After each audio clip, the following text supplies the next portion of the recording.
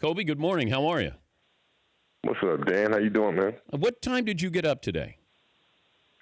About 4 o'clock, about 3:45, 4 o'clock. What do you, It's kind of normal to me now, man. I've been doing that for a long time. It's just pretty much normal to me to get up that early. I don't even have to set my alarm. My body just wakes up at that point.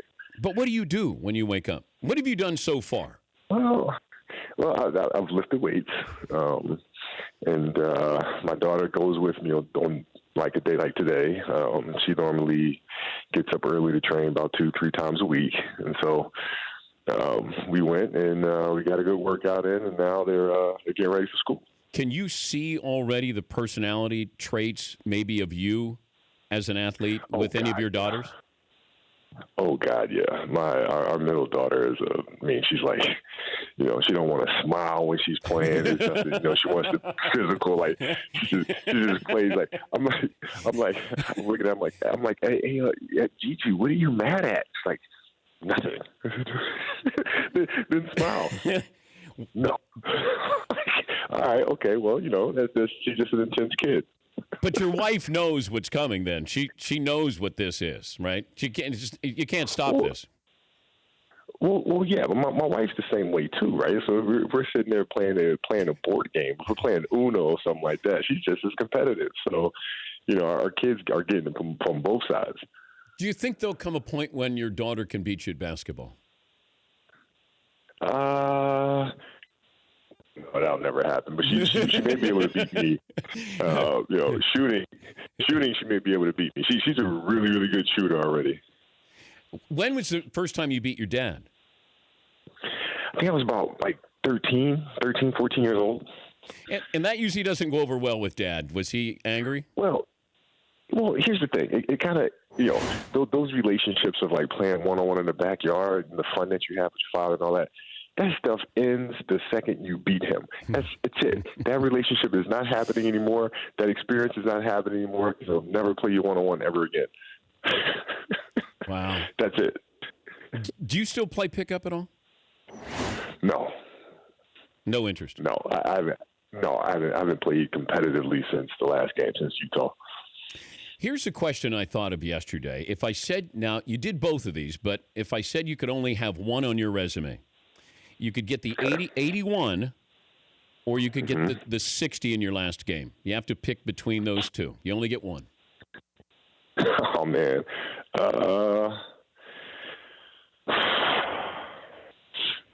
I'd probably go with the 81 because we were one game out of making the playoffs that year. So we literally needed every single game to get into the postseason. So if we had dropped that one, I think we would have been in serious jeopardy of missing the playoffs that year. So I'll go with the 81.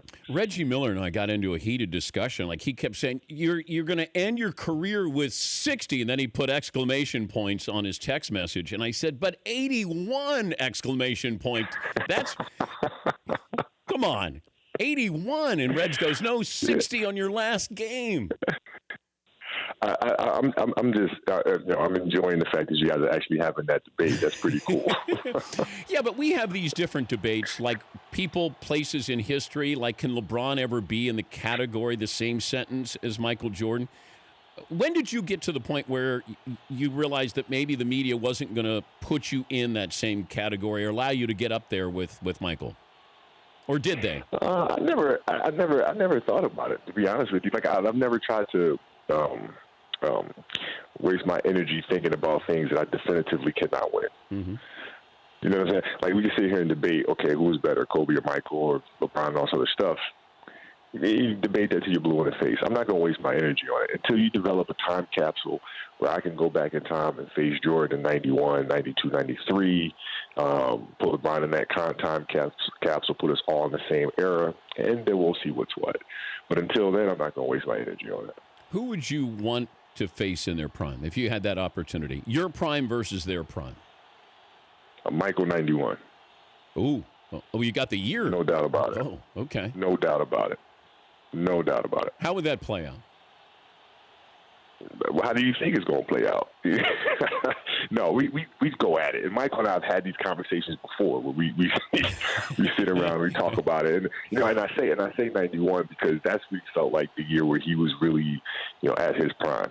Physically, mentally, just felt like he was just an absolute bull in 91. So I would love to see what that looks like. But you know how he is. If anybody challenges him, like he comes right back, and So you guys, does he give you grief about it, or? I'm not necessarily a passive person when it comes to trash talking either, though. So,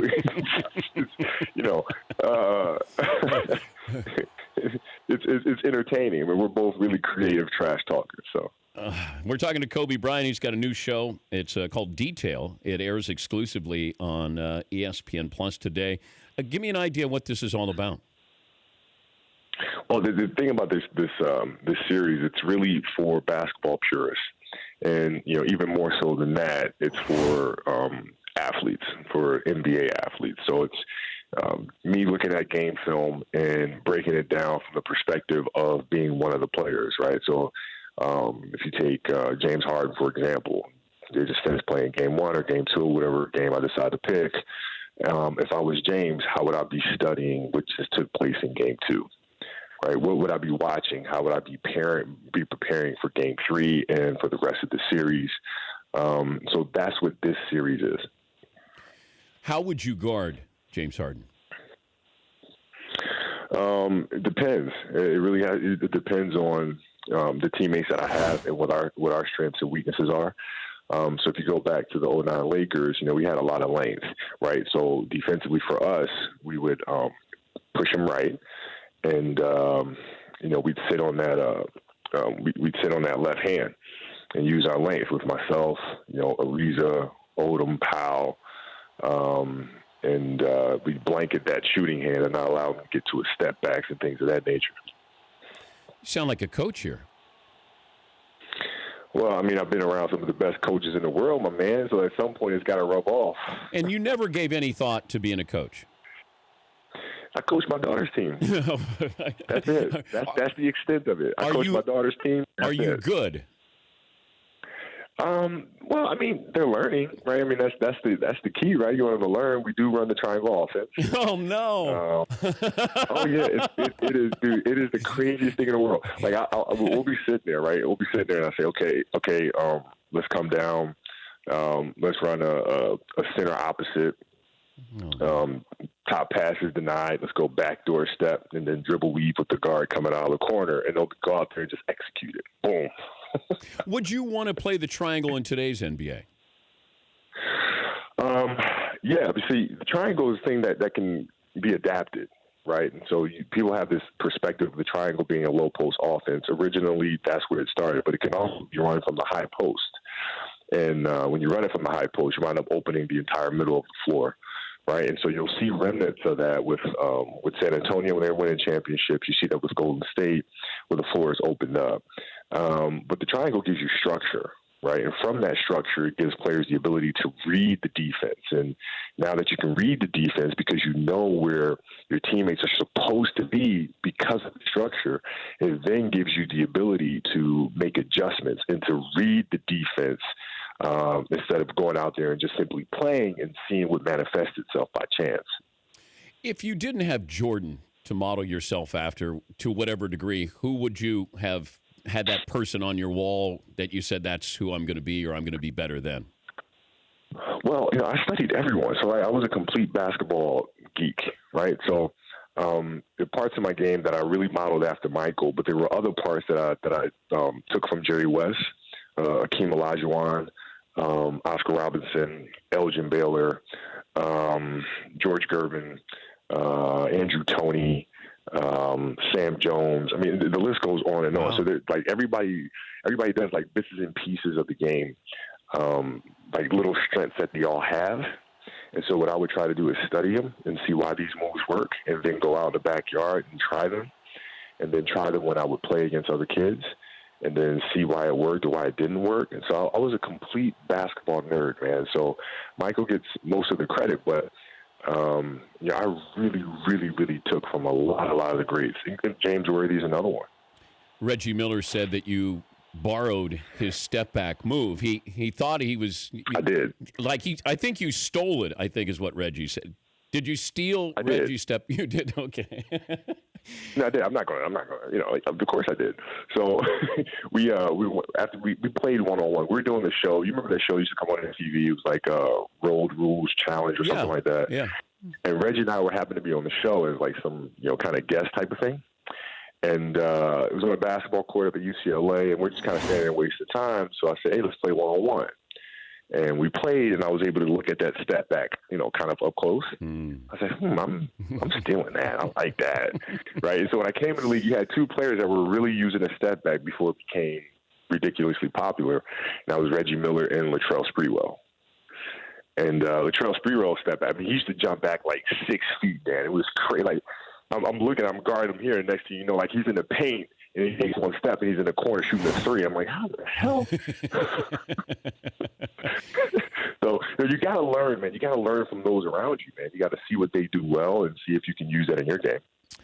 If I allow you one trophy on the mantle of any of your trophies, what do you have on that mantle? The Academy Award. Yeah, that's what I thought. Yeah, no doubt about it. I wonder, man, what the hell am I doing there?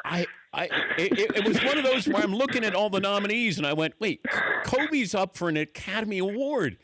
I'm like, yeah. And then you won, and I go, damn, Kobe's getting an Academy Award. Right, like what the hell? Like I'm sitting there with my wife when they announced Dear Basketball. I was kind of looking at like, what the? Can you believe this? This is, you know what I mean? Like what the hell?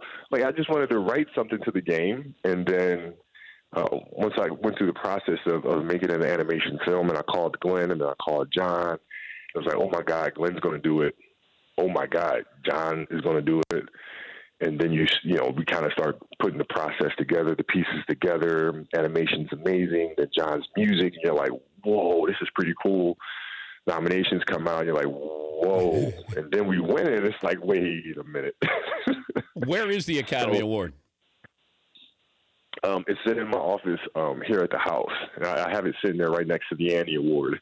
So we have the Annie Award and the Oscar, and it's I look at it every morning before I leave to go to the studio. How nervous were you that night? It's a different kind of nerves because, like in basketball, you're competing directly against someone, so you have an impact on the outcome, right? When it comes to the arts, you don't know what films are being created in the world, right? So there's no direct competition, so you have no room to really think about that. You just think about creating, finding the nature of the piece and trying to have the piece live up to its fullest potential, or it's like it's truth, right? And then when you're sitting there at the Academy Awards, it's already been decided. Like it's out of your control, right? So it's a different kind of nerve. Movies, I guess, on the horizon. Yeah. So we'll have the show Detail, which is was out now. It's out now on ESPN Plus, and then after that, we have a children's podcast, which is going to be really, really, really, really, really fun. For families to really enjoy in late July. And then in March of 2018, we'll be releasing our first novel. And we have a series of them coming out. We'll probably release about 3 a year. The first one will be in March of 2018, which is they're all centered around sports fantasy and sports magic. And, we're really excited. I got Andre Ingram. He's joining us in the final hour of the show. What a story is that? How great was that? Okay, but Reg, Reg, I'm so used to having these conversations with Reg. Kobe, why did it take a guy that good at 3-point shooting 10 years to get into the league? It makes you question some of the GMs in the league, doesn't it? Yeah.